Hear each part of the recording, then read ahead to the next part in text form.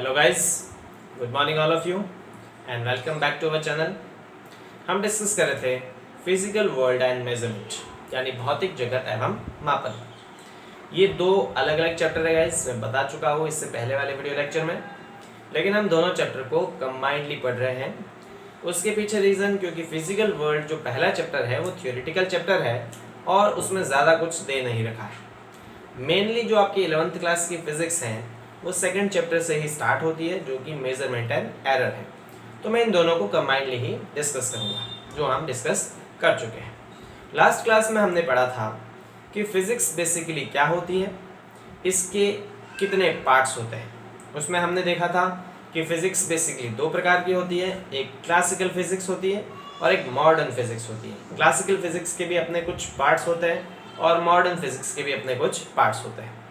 और उसमें हमने ये भी डिस्कस किया था कि 11th में हमारे क्या क्या दे रखा है और कुछ पार्ट जो 12th का है वो कौन सा है और वो हम यहाँ पे डिस्कस नहीं करेंगे। आज के इस सेशन में हम बात करने वाले हैं फिज़िक्स का हमारे सोसाइटी में क्या कंट्रीब्यूशन है, हमारे जीवन पर फिज़िक्स का क्या इम्पैक्ट है, क्या इम्पोर्टेंट रोल है। और उसके साथ ही हम स्टार्ट करेंगे मेजरमेंट यानी कि मापन के बारे में। फिजिकल क्वांटिटीज़ क्या होती है, कितने प्रकार की होती है, और मेनली हम मैकेनिक्स को डील करते हैं चूँकि 11th क्लास में मेनली पोर्शन मैकेनिक्स का है, यांत्रिकी का दे रखा है। तो यांत्रिकी में कितनी मूल क्वांटिटीज़, कितनी भौतिक राशियाँ होती हैं, उन सभी के बारे में चर्चा करेंगे। उससे पहले अगर अभी तक आपने मेरे टेलीग्राम ग्रुप को ज्वाइन नहीं किया है तो नीचे डिस्क्रिप्शन बॉक्स में दिए गए लिंक पे जाके उससे जुड़िए, क्योंकि जो कुछ वीडियो लेक्चर यहाँ पे डिलीवर होगा उसकी पीडीएफ फाइल, उसका पीडीएफ कंटेंट आपको मेरे टेलीग्राम ग्रुप पे मिल जाएगा, जिससे आप अपना फेयर काम बड़ी इजी वे से कर सकते हैं। तो चलिए गाइस, शुरू करते हैं आज का सेशन। हम डिस्कस कर रहे हैं कंट्रीब्यूशन ऑफ फिजिक्स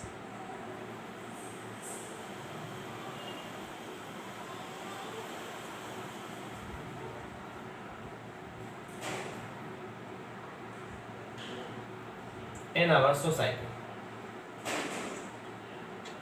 या फिर हम ये कह सकते हैं इन आवर लाइफ। हमारे जीवन में फिजिक्स का क्या इम्पोर्टेंट कंट्रीब्यूशन है, क्या महत्वपूर्ण योगदान है, हमने डिस्कस किया था गाइस। हमारा जीवन आज के ड्यूरेशन में अगर बात करें तो हमारे पूरे दैनिक दिनचर्या का हर एक पार्ट फिजिक्स से एसोसिएटेड है, उससे इम्पैक्टेड है, उससे इफेक्टेड है। सुबह उठने से लेकर रात को सोने तक हम फिजिक्स से घिरे हुए हैं। हर एक बात में हमें फिजिक्स नज़र आती है, बस हमें उसको देखने का नज़रिया चाहिए। कल हमने डिस्कस किया भी था कि हमारे आसपास ऐसी काफ़ी सारी प्राकृतिक घटनाएं होती हैं जिनको हम रोज़ देखते हैं लेकिन नोटिस नहीं करते, जिनको हम रोज़ देखते हैं लेकिन ये जानने का प्रयास नहीं करते कि वो घटनाएं क्यों हो रही हैं, उनके पीछे क्या कारण हो सकता है, और उन्हीं घटनाओं को स्टडी करना फिजिक्स है। अगर मोटे मोटे तौर पे बात कही जाए तो फिज़िक्स का स्कोप जो है या फिज़िक्स का जो योगदान है वो बहुत ज़्यादा है। हम इतना ज़्यादा यहाँ पे डील नहीं कर सकते, लेकिन कुछ एप्लीकेशंस हम जरूर यहाँ पे बात करें जो हमें दिखते हैं। हम बात करें विद्युत ऊर्जा के उत्पादन के बारे में। हमारे घरों में आज के ड्यूरेशन में अगर हम हमारी लाइफ को कंसिडर करें बिना बिजली के तो हमें ऐसा लगेगा कि हमारी लाइफ में कुछ नहीं है। ये रियलिटी है गाइस। जब भी हमें गर्मी लगती है तो हम स्विच ऑन कर देते हैं, फैन चालू हो जाता है, ये फिज़िक्स है। जब हमें किसी हमारे रिलेटिव से बात करनी हो जो बहुत दूर कहीं पे रह रहा हो तो हम उसको फ़ोन मिलाते हैं और उससे बात कर लेते हैं चंद मिनटों में, ये फिज़िक्स है। कहीं दूर किसी से मिलने जाना हो तो बहुत कम समय में हमारे पास खूब सारे साधन अवेलेबल होते हैं। बाइक से जा सकते हैं, कार से जा सकते हैं, एरोप्लेन से जा सकते हैं, ट्रेन से जा सकते हैं। चंद मिनटों में हम बहुत लंबी दूरी ट्रैवल कर सकते हैं, ये फिज़िक्स है। हमारे लाइफ से रिलेटेड बहुत सारे इंसिडेंट्स को हमारे दोस्तों के साथ, हमारे रिलेटिव्स के साथ शेयर करना हो तो हमारे पास इंटरनेट है, ये फिज़िक्स है। ये सारी की सारी घटनाएं जो हमारे लाइफ में इम्पॉर्टेंट है, जो हमारी लाइफ को ईजी बनाती है, ये सारी घटनाएं फिज़िक्स है गाइस। तो हम बेसिकली अगर बात करें तो हमारे जीवन में फिज़िक्स का बहुत ज़्यादा इम्पॉर्टेंट इम्पैक्ट है, बहुत ज़्यादा इम्पॉर्टेंट इफेक्ट है। उसमें से कुछ हम घटनाओं के बारे में बात करें, सभी घटनाओं के बारे में बात करें तो मेरे कम से कम 10-12 बोर्ड भर जाएंगे, लेकिन उसके बाद भी हम फिजिक्स की इंपॉर्टेंस को कैलकुलेट नहीं कर पाएंगे। तो मोटे मोटे तौर पे फिजिक्स का हमारे जीवन पे बहुत ज़्यादा इम्पैक्ट है। उनमें से कुछ घटनाओं की अगर मैं बात करूँ तो उनके बारे में हम डिस्कशन कर लेते हैं। कुछ पॉइंट्स अपन लिखते हैं गाइस, जैसे प्रोडक्शन ऑफ इलेक्ट्रिसिटी,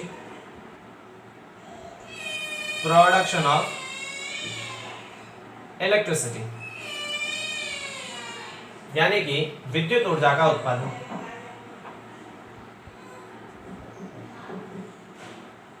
विद्युत ऊर्जा का उत्पादन। जैसा कि मैंने बताया कि आज के ड्यूरेशन में हमारी लाइफ बिजली के बिना हम कंसीडर ही नहीं करते। अगर बिजली 2 घंटे के लिए भी चली जाए तो हमारी लाइफ जो है वो तितर बितर जैसी हो जाती है। विद्युत ऊर्जा का जो उत्पादन होता है वो फिजिक्स के लॉज के आधार पर होता है, अन्योन्य प्रेरण के सिद्धांत के आधार पर, या हम ये कह सकते हैं जो हम 12th में पढ़ेंगे, हालांकि फिजिक्स के सिद्धांतों के आधार पर विद्युत ऊर्जा का उत्पादन किया जाता है और जो हमारी लाइफ को काफी इजी बनाता है। केवल एक विद्युत ऊर्जा के उत्पादन में हम बात करें तो हमारी लाइफ काफी एसोसिएटेड है। आज के ड्यूरेशन में हमारे घर में जितने भी इक्विपमेंट लगे हैं, वो भले इलेक्ट्रिकल इक्विपमेंट हो या इलेक्ट्रॉनिक इक्विपमेंट हो, सारे ही बिजली से ऑपरेट होते हैं। चाहे वो पंखा हो, फ्रिज हो या लाइट हो, बल्ब हो, तो आपका मोबाइल फोन हो, कुछ भी, ये सारे के सारे विद्युत ऊर्जा से ही संचालित होते हैं। तो विद्युत ऊर्जा का जो उत्पादन है वो किसकी वजह से होता है? वो होता है लॉज ऑफ फिजिक्स की वजह से, यानी फिजिक्स के नियमों के आधार पर ही विद्युत ऊर्जा का उत्पादन होता है। उसके अलावा अगर हम बात करें petrol engine, diesel engine, petrol engine या फिर डीजल इंजन, ये जितने भी प्रकार के इंजन होते हैं, ये सारे ही इंजन थर्मोडायनेमिक्स के सिद्धांतों पर आधारित होते हैं और ये हमारी लाइफ को काफ़ी आसान बनाते हैं, क्योंकि ये इंजन कार्स में, बाइक्स में, एरोप्लेन्स में लगते हैं और इनसे हम बहुत लंबी दूरी को बहुत कम समय में ट्रैवल कर पाते हैं। हमारे जीवन को ये आसान बनाते हैं। तो पेट्रोल इंजन, डीजल इंजन, ये सारे किस पे डिपेंडेंट होते हैं? ये डिपेंडेंट होते हैं थर्मोडायनेमिक्स के लॉज पे, थर्मोडायनेमिक्स के लॉज यानी कि ऊष्मागतिकी के सिद्धांत पर आधारित होते हैं। उसके अतिरिक्त अगर अपन बात करें, जैसे एरोप्लेन का उड़ना है तो वो बर्नौली सिद्धांत पर आधारित होता है, जो कि फिजिक्स का लॉ है। तो हम लिख लें वायुयान का उड़ना किस पे निर्भर करता है? वो भी फिजिक्स के लॉज पे आधारित होता है, फिजिक्स के लॉज, लॉज ऑफ फिजिक्स पे होता है। किसी रॉकेट की जो गति है वो न्यूटन के नियमों पर आधारित होती है। तो रॉकेट का जो मोशन है वो किस पे डिपेंडेंट है? वो भी फिजिक्स के लॉज पे आधारित है, फिजिक्स के लॉज। हम अगर बात करें एटम बम की, परमाणु बम की या नाभिकीय भट्टी की, जिसमें अत्यधिक ऊर्जा उत्पन्न होती है, ये भी किस पे डिपेंडेंट है? ये भी फिजिक्स के लॉज पे डिपेंडेंट है। तो न्यूक्लियर रिएक्टर जिसमें बिजली बनती है एंड एटम बम जो कि परमाणु बम है, वो भी किस पे आधारित है? फिजिक्स के लॉज पे आधारित है, laws of physics, laws of physics.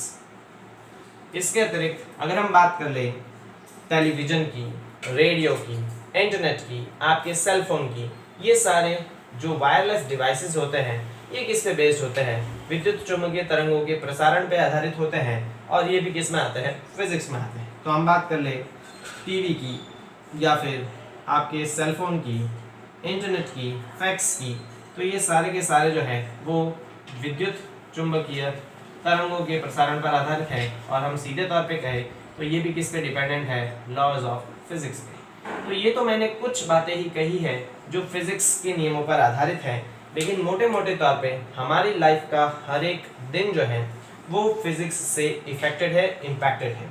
हम हमारी लाइफ में ये देखते हैं कि फिजिक्स हर एक पार्ट में मिली हुई है और हम ये भी देखते हैं गाइस कि हमारा आज का जो जीवन है वो हमारे एंसेस्टर्स की तुलना में, यानी हमारे पूर्वजों की तुलना में काफ़ी ज़्यादा आरामदेह हो जाता है।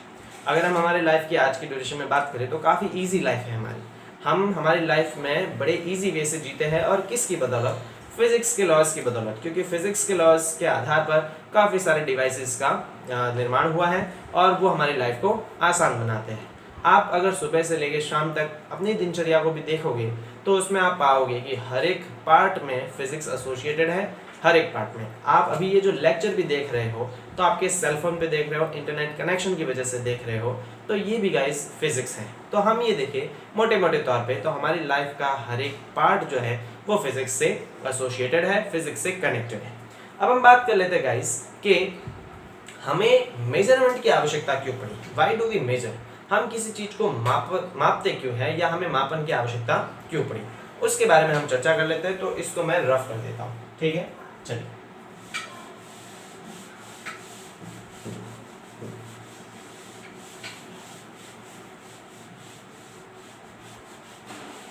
हम डिस्कस करते हैं guys requirements of measurement.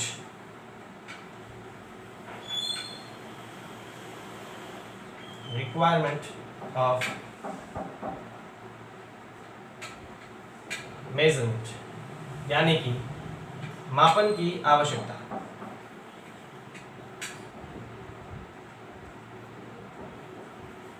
Question ये उठता है कि हम क्यों मापते हैं, हम किसी भी ऑब्जेक्ट को, किसी भी वस्तु को, किसी भी पैरामीटर को क्यों मापते हैं, मेजरमेंट की आवश्यकता क्यों पड़ी, किसी चीज को मापना क्यों आवश्यक है।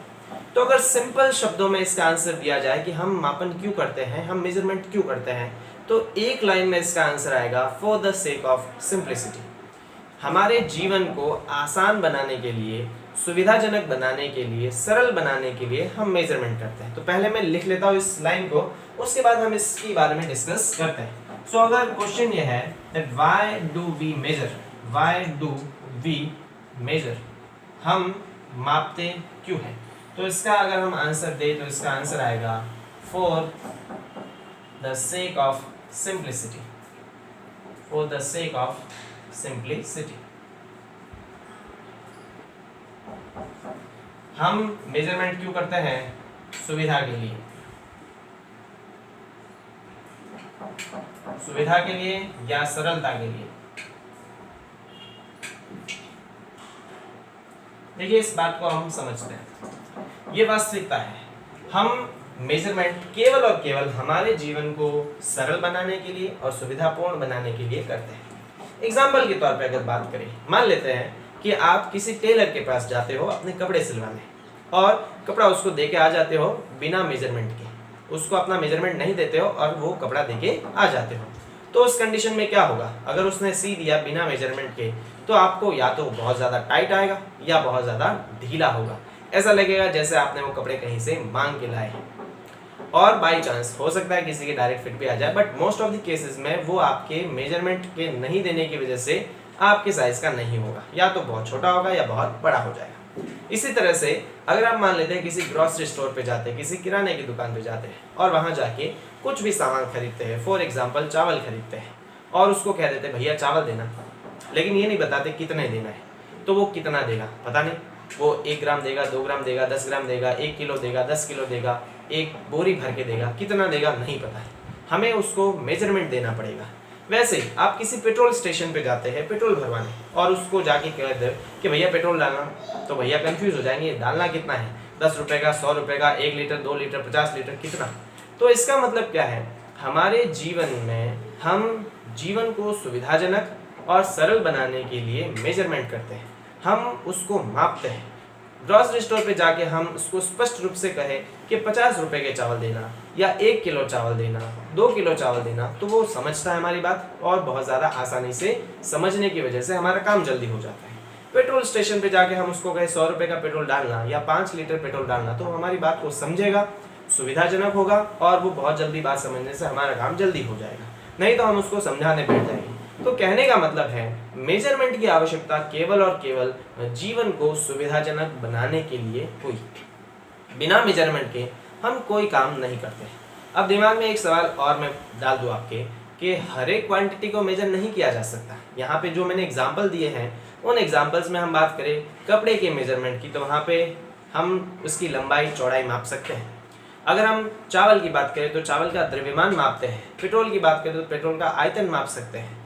समय की बात करें तो समय को भी मापा जा सकता है। जैसे अगर आप कहीं पे ट्यूशन क्लासेस में जाते हैं और सर से पूछते हो कि सर कितने बजे आना है, तो आपने क्या किया, आपने पूछा और सर ने उसका आंसर दिया 4 बजे, तो आपको वो मेजरमेंट मिला कि हमें 4 बजे वहाँ पे जाना है। अगर सर ने कह दिया हो कि आ जाना, तो कितने बजे जाना, कोई आइडिया नहीं, तो हमारी लाइफ जो है वो कॉम्प्लिकेटेड हो जाती है बिना मेजरमेंट के। लाइफ को ईजी बनाने के लिए, सरल बनाने के लिए, सुविधाजनक बनाने के लिए हम मेजरमेंट करते हैं, हम मापते हैं, ठीक है। अब हर क्वांटिटी को मेजर नहीं किया जा सकता, बहुत इंपॉर्टेंटली याद रखना, हर क्वांटिटी को मेजर नहीं किया जा सकता। कुछ क्वांटिटीज मेजर होती है, कुछ क्वांटिटीज मेजर नहीं होती है। फॉर एग्जाम्पल, अगर हम लंबाई की बात करें तो लंबाई को मापा जा सकता है, मीटर में मापते हैं, सेंटीमीटर में मापते हैं, मिलीमीटर में मापते हैं। अगर हम समय की बात करें तो उसको भी सेकंड में मापते हैं, मिनट में मापते हैं, घंटे में मापते हैं। लेकिन अगर हम किसी दूसरी क्वांटिटीज की बात करें, जैसे गुस्से की बात करें, तो गुस्से को नहीं मापा जा सकता है। ऐसा थोड़ी है कि आज मुझे 5 किलो गुस्सा आ रहा है या 10 मीटर गुस्सा आ रहा है, गुस्से को नहीं मापा जा सकता। उसी तरह से डर को भी नहीं मापा जा सकता। तो कहने का ये मतलब है कि कुछ क्वांटिटीज को तो मेजर किया जा सकता है और कुछ क्वांटिटीज को मेजर नहीं किया जा सकता। तो जिन क्वांटिटीज को मेजर नहीं किया जा सकता, उन क्वांटिटीज को हम फिजिक्स में डील नहीं करते, उनको हम फिजिकल क्वांटिटीज नहीं कहते, वो भौतिक राशियां नहीं है। और जिन क्वांटिटीज को, जिन राशियों को हम माप सकते हैं, उन राशियों को हम भौतिक राशियां कहते हैं, यानी फिजिकल क्वांटिटीज कहते हैं। तो हमारे क्वेश्चन का आंसर क्या है, हम मेजरमेंट क्यों करते हैं? हम मेजरमेंट करते हैं लाइफ को इजी बनाने के लिए, सुविधाजनक बनाने के लिए, सरल बनाने के लिए मेजरमेंट करते हैं। और इससे हमारे पास दो चीजें निकल के आती हैं कि बेसिकली कुछ क्वांटिटीज को मेजर किया जा सकता है और कुछ क्वांटिटीज को मेजर नहीं किया जा सकता। तो इसके आधार पर हम ये कह सकते हैं कि भौतिक राशि क्या होती है। भौतिक राशि बेसिकली वो क्वांटिटीज होती है, वो राशियां होती है जिन्हें हम माप सकते हैं, और ये आगे दो प्रकार की होती है, उनके बारे में हम चर्चा करते हैं।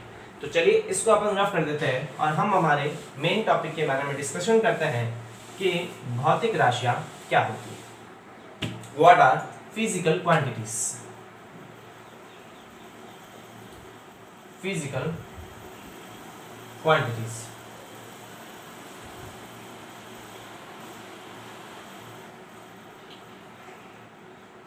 भौतिक राशियां।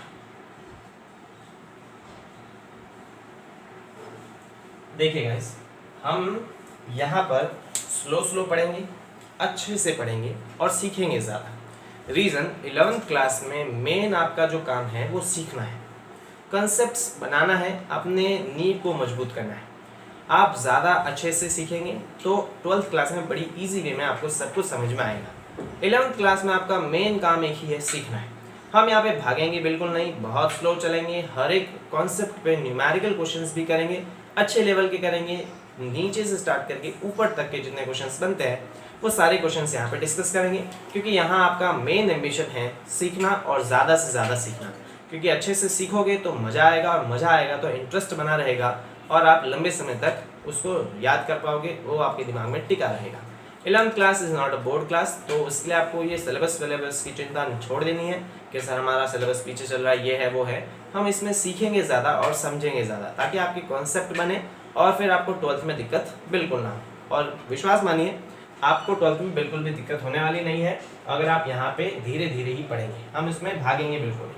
तो भौतिक राशियाँ बेसिकली क्या हम डिस्कस कर चुके हैं, ऐसी राशियाँ जिन्हें हम माप सकते हैं, उन राशियों को क्या कहते हैं, भौतिक राशियाँ। तो इसकी डेफिनेशन क्या आएगी, वे राशियाँ जिन्हें मापा जा सकता है, मापा जा सके या तौला जा सके,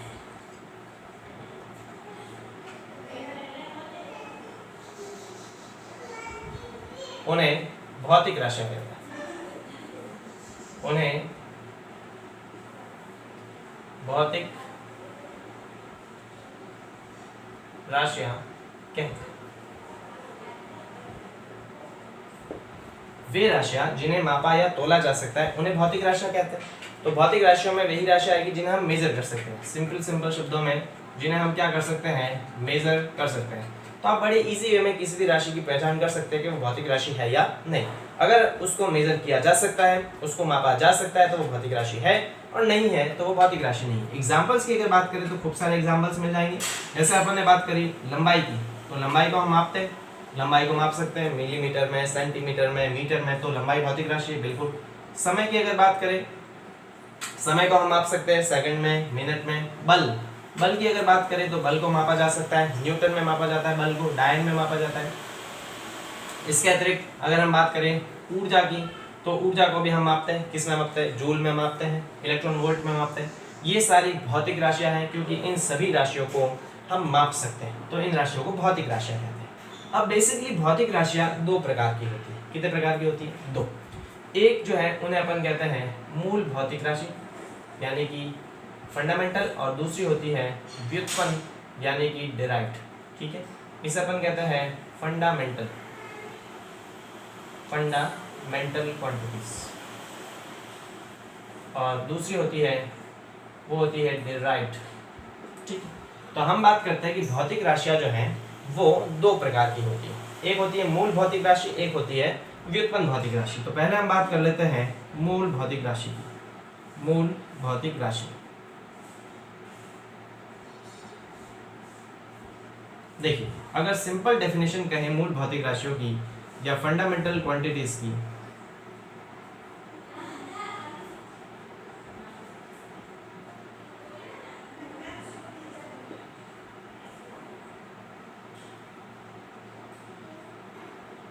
तो ऐसी भौतिक राशियां जो किन्हीं दूसरी भौतिक राशियों पर निर्भर नहीं करती हो, यानी कि स्वतंत्र हो, इंडिपेंडेंट हो, स्वयं पे ही निर्भर करती हो, दूसरी किसी भौतिक राशियों पर निर्भर नहीं करती हो, या ये राशियां किसी दूसरी राशियों से मिलकर नहीं बनी हो, उन्हें अपन मूल भौतिक राशि कहते हैं। डेफिनेशन लिखते हैं फिर इसको समझते हैं।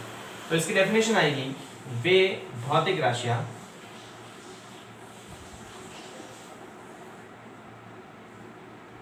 जो स्वतंत्र हो अर्थात अन्य भौतिक राशियों पर निर्भर न करें।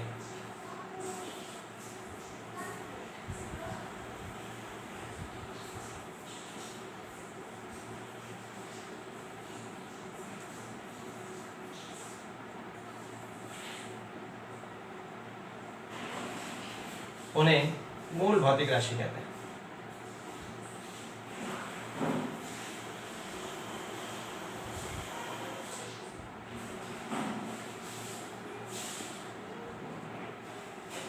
ठीक है, तो ऐसी भौतिक राशियां जो स्वतंत्र होती है, मतलब इंडिपेंडेंट होती है, अर्थात दूसरी भौतिक राशियों पर निर्भर नहीं करती है, खुद ही अलग से दूसरी भौतिक राशियां बनाती है, न कि ये किसी और से मिलकर बनी होती हैं, इन भौतिक राशियों को अपन मूल भौतिक राशि कहते हैं। अब बेसिकली मूल भौतिक राशियां जो है वो 7 प्रकार की होती है, लेकिन मैकेनिक्स में हम कितनी पढ़ते हैं, क्योंकि हमारा 11th में मोस्टली कौन सा पार्ट दे रखा होता है, मैकेनिक्स का दे रखा है। तो मैकेनिक्स में 3 मूल भौतिक राशियां होती है। मैकेनिक्स की मैं बात करूँ, पूरी फिजिक्स में 7 मूल भौतिक राशियां हैं, जिनके बारे में हम इसी चैप्टर में आगे पढ़ेंगे। लेकिन मैकेनिक्स में यानी कि यांत्रिकी में हमारे पास 3 मूल भौतिक राशियां होती हैं। हमारा 11th क्लास का मेजर पोर्शन यांत्रिकी का है। यांत्रिकी में 3 मूल भौतिक राशियां होती हैं। कौन कौन सी होती है? एक तो होता है लंबाई, जिसे हम L से व्यक्त करते हैं। एक होता है द्रव्यमान, जिसे हम M से व्यक्त करते हैं, और एक होता है समय, जिसे हम T से व्यक्त करते हैं। ठीक है, तो मैकेनिक्स में हमारे पास 3 मूल राशियां होती हैं, जो होती है लंबाई, द्रव्यमान और समय। हर भौतिक राशि, मैकेनिक्स की मैं बात करूं तो इन्हीं राशियों से मिलकर बनी होती है। अभी मैं आपको समझा देता हूं। तो मूल राशियां वे हैं जो स्वतंत्र होती है, मतलब किसी दूसरी राशि पर निर्भर नहीं करती है। लंबाई एक ऐसी राशि है जो किसी दूसरी राशि पर निर्भर नहीं करती है, ये स्वतंत्र है। बाकी सारी राशियां इससे मिलकर बनी हो सकती है, लेकिन ये स्वयं किसी और राशि पर निर्भर नहीं करती। द्रव्यमान जो है वो भी स्वयं एक स्वतंत्र राशि है, किसी और राशि पर निर्भर नहीं करती, और समय भी एक स्वतंत्र राशि है, किसी और राशि पर निर्भर नहीं करती। ठीक है, दूसरी हम बात कर लेते हैं व्युत्पन्न भौतिक राशियों के बारे में। ठीक है, तो व्युत्पन्न भौतिक राशियों को अपन लिखते हैं, इसको रफ कर देता हूं मैं। दूसरी हम बात करते हैं व्युत्पन्न भौतिक राशियां।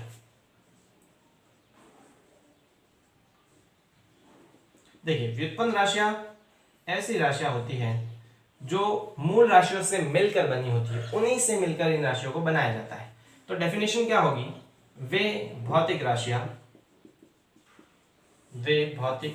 राशियां जो मूल राशियों से मिलकर बनी होती है।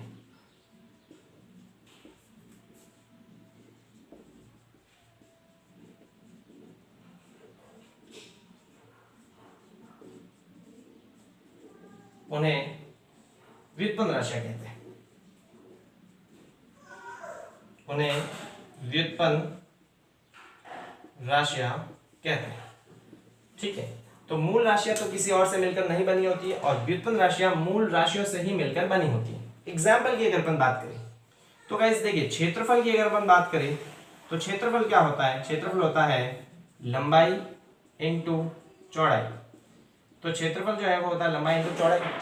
लंबाई जो है उसको भी हम मिलीमीटर, मीटर, सेंटीमीटर में मापते हैं, चौड़ाई को भी उसको मिलीमीटर, मीटर, सेंटीमीटर में मापते हैं। मतलब लंबाई को भी हम किससे व्यक्त करते हैं? एल से, और चौड़ाई को भी किससे व्यक्त करते हैं? एल से। तो यहाँ पे ये आ जाएगा L into L, L square. तो यहाँ हम देखते हैं कि क्षेत्रफल जो है वो दो मूल राशियों से मिलकर बनी है, एक ही मूल राशि से मिलकर बनी है, लंबाई और लंबाई। तो लंबाई को लंबाई से गुणा करने पर हमारे पास क्षेत्रफल आता है। लंबाई और चौड़ाई में मेरा ये मतलब है, अगर हम बात करें आयत की, तो आयत में ये भी मेरे पास लंबाई ही है और ये भी मेरे पास लंबाई ही है। हम केवल ये कहते हैं कि जो लंबी भुजा है उसको नाम लंबाई देते हैं और उससे छोटी भुजा को चौड़ाई कहते हैं। लेकिन इसको भी तो हम मीटर में ही मापते हैं और इसको भी मीटर में ही मापते हैं। मतलब ये दोनों एक ही क्वांटिटी है। लंबाई जो है दोनों लंबाई ही है। यहाँ पर भी ये इसको अपन मीटर में मापते हैं और इसको भी मीटर में मापते हैं। क्षेत्रफल निकालने के लिए हम मीटर को मीटर से मल्टीप्लाई करते हैं। मतलब ये दो भौतिक राशियों से मिलकर बनी राशि है। इसी तरह से हम बात करें आयतन की, तो आयतन क्या होता है? आयतन होता है लंबाई इंटू चौड़ाई इंटू ऊंचाई। लंबाई इंटू चौड़ाई इंटू ऊंचाई। लंबाई को भी हम किससे लिखते हैं? एल से, चौड़ाई को भी एल से और ऊंचाई को भी एल से। तो ये आ जाएगा एल का क्यूब।